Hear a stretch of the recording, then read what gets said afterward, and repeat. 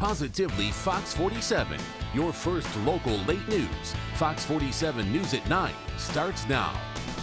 Good evening and thanks for joining us tonight. I'm Cammie Raisler. And I'm Zach Fuller. We have an update tonight on the status of the Chinchilla breeding farm in Chatfield. We spoke to Dan Moulton last month, the owner, and he was being cited with hundreds of violations of the Federal Animal Welfare Act for his farm's conditions. Our Noah Kaplan spoke with Moulton today on the situation. Noah, what is next for these animals?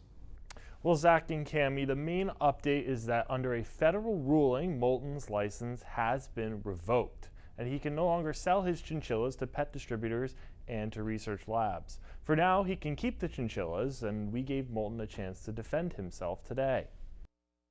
I've invested 55 years into these chinchillas. These people want to shut down anything and everything. 55 years of selling chinchillas to pet distributors and research facilities. And as of last Friday, Chatfield resident Dan Moulton was stripped of these privileges by a federal ruling. A federal judge ruled in favor of the USDA, found that Dan Moulton had committed more than 100 violations of the Federal Animal Welfare Act between 2013 and 2017. His consequences? And the judge declared him unfit to hold a license to breed and sell those animals to laboratories and to pet stores.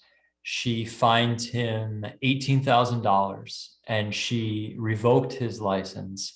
Some of the violations the U.S. Department of Agriculture says Moulton committed. For depriving animals of veterinary care that they desperately needed, for painful injuries, for severe illnesses, leaving these animals in cages that were rusty and that had broken sharp edges protruding in.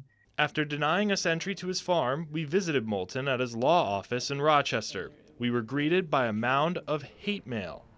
That's PETA hate mail.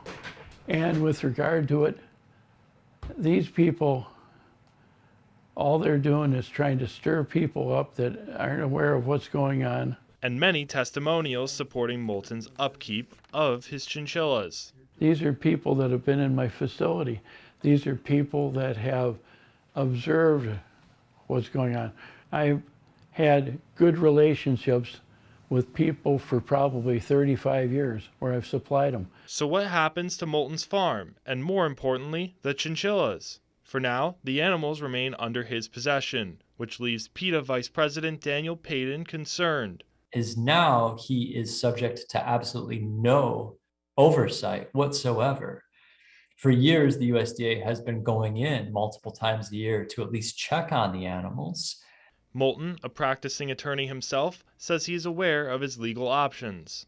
If I appeal, I can continue to go and sell until the matter has been resolved or I appeal that decision. What he will do next is unclear at the moment. Well, I can't tell you the justification because I haven't read it yet.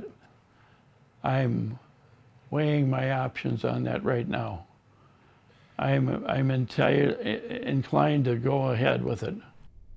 PETA recommends that Moulton hand over the animals to humane organizations. One of the big issues Moulton says he had with PETA's investigation, Moulton actually hired a worker who he thought just wanted a job.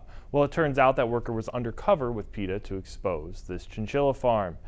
Back to you. Lots going on there, Cammie and Zach.